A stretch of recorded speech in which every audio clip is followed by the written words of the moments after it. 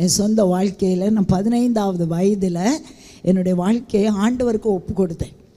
நல்ல கிறிஸ்தவ குடும்பம் தான் எங்களுடைய குடும்பம். பெற்றோர்கள் நல்ல விசுவாச பெற்றோர்கள் தான், ஊழியக்காரர் கிடையாது, சாதாரண விசுவாச குடும்பத்தை சேர்ந்தவர்கள் தான்.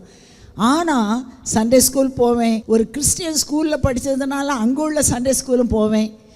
வேதம் அப்படி நல்லா தெரியும், நிறைய வசனம் மனப்பாடமாக எனக்கு தெரியும். ஆனால் எனக்கும் இயேசுவுக்கும் என்ன கிடையாது தெரியுமா? ஒரு கனெக்ஷன் கிடையாது. பேரளவுக்கு ஒரு கிறிஸ்தவளாக வாழ்ந்து கொண்டிருந்தேன். ஆனால் ஒரு நாள் 15வது வயதில் தூத்துக்குடியில் படித்தேன்.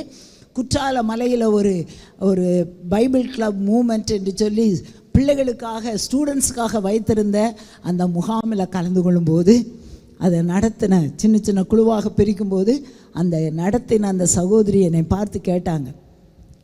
எல்லாரையும் சேர்த்து சொன்னாங்க, நீங்கள் உங்களுடைய பெயர் ஜீவ புஸ்தகத்தில் எழுதப்பட்டிருக்குதா? நீங்கள் மரித்தால் பரலோகத்துக்கு போக முடியுமா?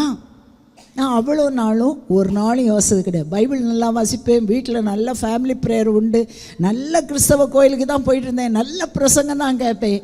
ஆனால் எனக்கும் இயேசுவுக்கும் ஒரு தொடர்பு கிடையாது. ஆனால் அந்த நாளில் இப்படி ஒவ்வொரு பிள்ளைங்களாக கேட்கும்போது அவங்க ஒவ்வொருத்தரும் தங்களுடைய அனுபவத்தை, தங்களுடைய ரட்சிப்பின் அனுபவத்தை பகிர்ந்து கொண்ட போது என் டேர்ன் வந்துச்சு. நான் முழிக்கிற மொழியை பார்த்து அந்த டீச்சர் அங்கே முன்னால் நின்று நடத்தின அந்த குரூப் லீடர் சொன்னாங்க, உனக்கு தெரியலையா, பரவாயில்லன்னு சொன்னாங்க.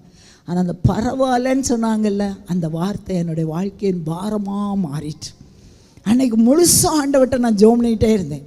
ஆண்டவரே, எனக்கு ரட்சிப்பின் அனுபவம் வேணும், என் வாழ்க்கைக்குள்ளே இயேசு வரணும், நான் உமக்காக வாழணும், என் பேர் ஜீவ புஸ்தகத்தில் எழுதப்பட்டது என்ற நிச்சயம் எனக்கு வேணும். ஜெபம் பண்ணிக்கொண்டே இருந்தேன். ராத்திரி வேளையில் சின்ன ஜபம் தான், ஆண்டவர் சமூகத்தின் முழங்கால் படியிட்டு ஜெபம் பண்ணேன். ஆண்டவரே, துணிகரமான எந்த பாவத்தை நான் செய்தது போல் எனக்கு ஞாபகம் வரல. என்னுடைய வாழ்க்கையில் காணப்பட்ட சின்ன சின்ன பாவங்களை ஆண்டவர் சமூகத்தினை அறிக்கையிட்டேன். ஆனால் ஆண்டவர் சமூகத்தண்டையில் என் கைகளை ஆண்டவர் சன்னிதானத்தில் ஜெபம் பண்ணும்போது, ஆண்டவர் இனிமேல் இந்த உலகத்தில் வாழ்கிற அத்தனை நாட்களும் யாருக்கு சொந்தம்? உமக்கு சொந்தம். உலகத்துக்காக நான் வாழ மாட்டேன், இந்த உலகத்தினுடைய ஆசா பாசங்களுக்காக பாவங்களுக்காக வாழ மாட்டேன், பிசாசுக்காக வாழ மாட்டேன். இனிமேல் வாழ்ந்தால் நான் யாருக்காக வாழப்போகிறேன்? உமக்காக வாழ்கிறேன். நான் சொல்கிறேன், ரட்சிப்பு என்று சொன்னால் பெரிய காரியம்லாம் இல்லை, நம்ம ஆண்டவர் சமூகத்தண்டையில் அர்ப்பணித்து உறுதியாக இருக்கும்போது என்னுடைய வாழ்க்கையில் அன்றையிலிருந்து என் வாழ்க்கை மாறிச்சு. உண்மையாகவே அந்த நாட்களில் தான் ஜீவிக்கிறார் இயேசு ஜீவிக்கிறார் என்ற கோரஸ் புதுசாக வந்துச்சு. உண்மையாக என்னுடைய வாழ்க்கையின் அனுபவமாய் மாறினது. அங்கே தூத்துக்குடியிலேருந்து குற்றாலம் போகும்போது என் கூட இயேசு இல்லை, ஆனால் திரும்பி வரும்போது இயேசு இருந்தார். அன்றையிலிருந்து என் வாழ்க்கை மாற ஆரம்பித்தது. ஒவ்வொரு நாளும் அப்புறம் ப்ரீ யூனிவர்சிட்டி கல்லூரி படிக்க ஆரம்பித்தேன். வீட்டில் ஒவ்வொரு நாளும் அந்த ஓப்பன் டெரஸில் போய் ஆண்டவர் சமூகத்தில் நிறைய நேரம் ஜெபம் பண்ணுவேன்.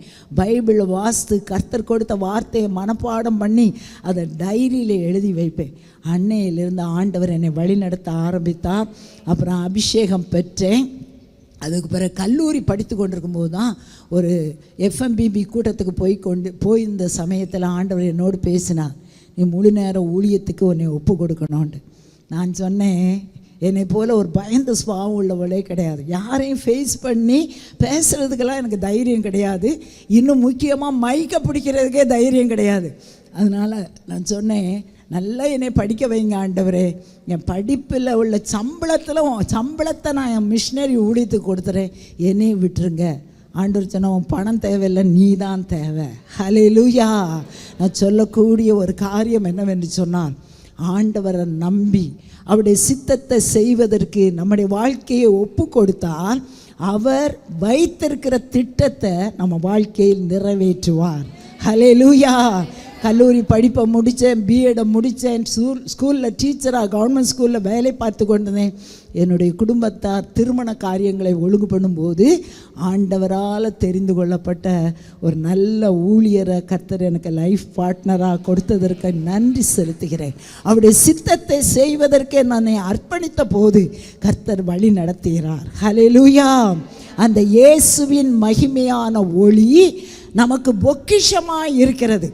இந்த பொக்கிஷத்தை நம்ம எங்கே பெற்றிருக்கிறோம்? இந்த மண்பாண்டங்களில் பெற்றிருக்கிறோம். இந்த பொக்கிஷத்தை மண்பாண்டங்களில் பெற்றிருக்கிற நாம், அந்த பொக்கிஷம் என்னது? தேவ வல்லமை. ஹல்லேலூயா. இந்த இடத்திற்கு ராஜகுமார்த்திகளாய் நம்ம ஒவ்வொருவருக்கும் என்ன இருக்குது தெரியுமா? உள்ளுக்கு இயேசு. யாராவது இயேசுவை ஏற்றுக்கொள்ளாதபடிக்கு சும்மா இந்த கான்ஃபரன்ஸுக்கு, சும்மா ஞாயிற்றுக்கிழமை ஆராதனைக்கு வந்து போய் கொண்டிருந்தீங்கன்னா, இன்றைக்கு ஒப்பு கொடுங்க. இன்றைக்கே ரட்சணிய நாள். இன்றைக்கே நம்முடைய பெயர்கள் ஜீவ புஸ்தகத்தில் எழுதப்படணும். அந்த பொக்கிஷத்தை இந்த மண்பாண்டங்களில் பெற்றிருக்கிற நாம் அவருக்காக இந்த உலகத்தில் வாழ்வதற்கு நம்மை அர்ப்பணிக்கும் போது கர்த்தர் நம்மை ஆசீர்வதிப்பார். ஹல்லேலூயா.